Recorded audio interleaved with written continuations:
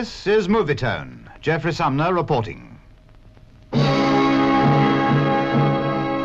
In his palace at Addis Ababa, His Imperial Majesty Emperor Haile Selassie is host to Dr. Kwame Nkrumah, the Prime Minister of Ghana.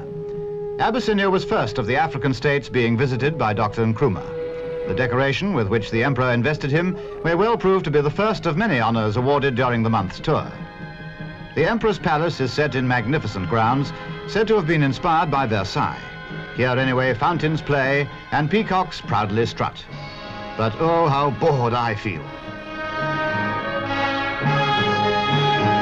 All the same, when the distinguished visitors came out into the garden, the Lion of Judah's pet lion woke up. Must have a jaw with the Prime Minister, always worth getting to know VIPs.